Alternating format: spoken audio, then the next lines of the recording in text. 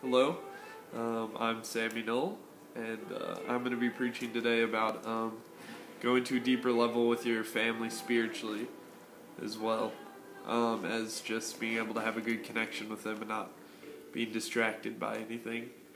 By being distracted by anything in your relationship with your family, like arguments or anything. So first, I'm going to turn to Matthew 12:46 through 50.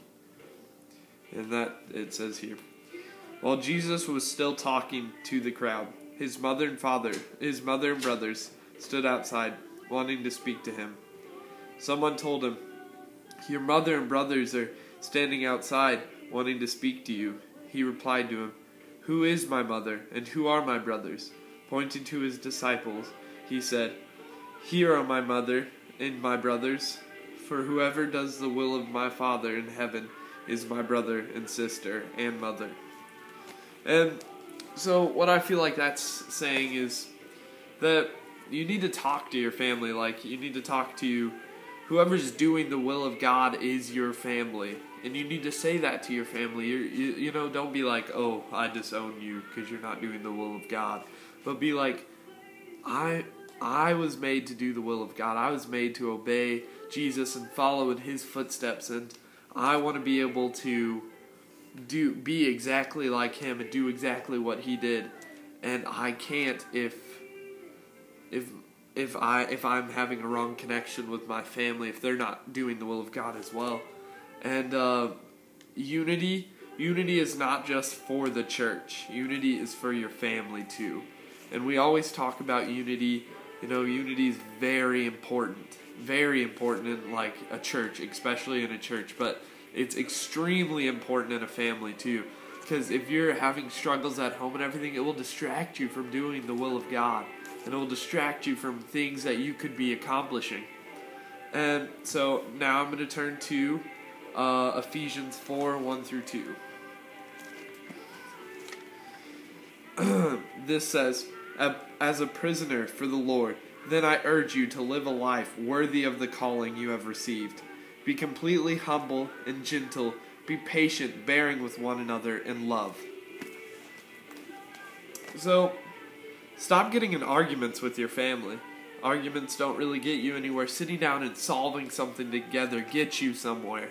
So anytime you respond to your sister, respond to your parents, or parents, when you respond to your kids, respond with humble and gentle hearts. Be patient and bearing with one another in love. So, just be patient. Be patient. If you miscommunicate, that's a big thing in like households and stuff. Just miscommunications all like commonly happen, and it can cause arguments. But instead of arguing about it, saying, "This is what happened and it's over now, but it was just a miscommunication," you know, that's not really an excuse you can use. Like, you can't use excuses in a family setting. Just don't argue about it. Respond with patience. Respond it as a question. Propose it as a question, not as as "you didn't clarify with me." Instead of saying that, say, "Well, I'm sorry, I heard it this way, and I'm sorry." Is you responding with humility, and you're bearing with one another in love.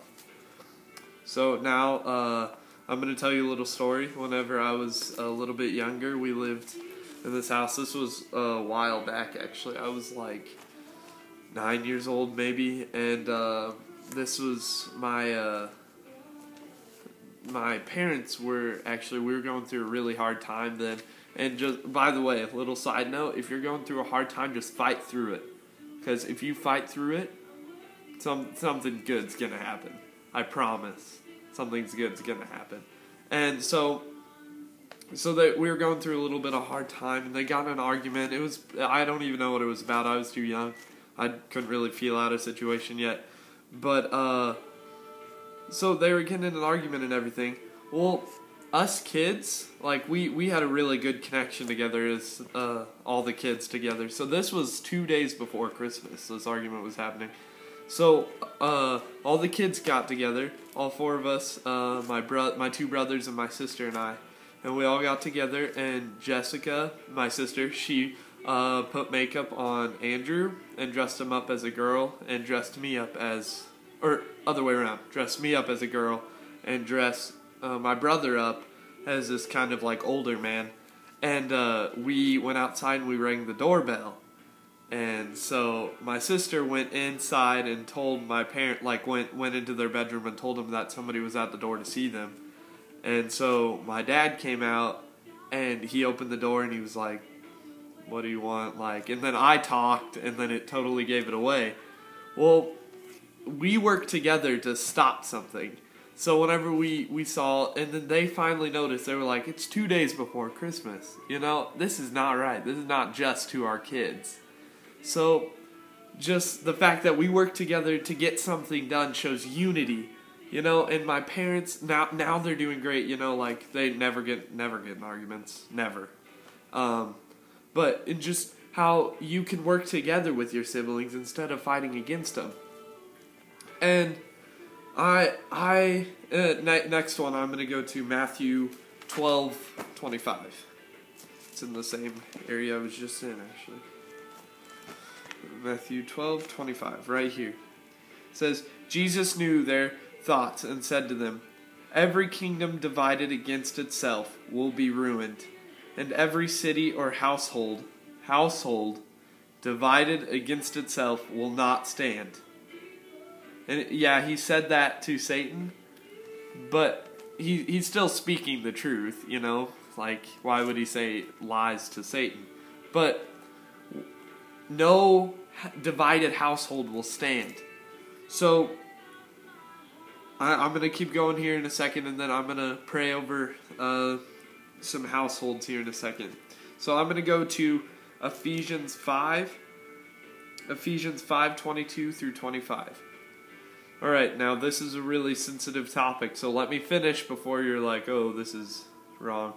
Alright, wives, submit to your husbands as the Lord, as to the Lord.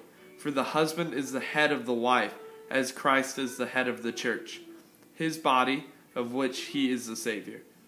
Now, as the church submits to Christ, so also wives should submit to their husbands in everything.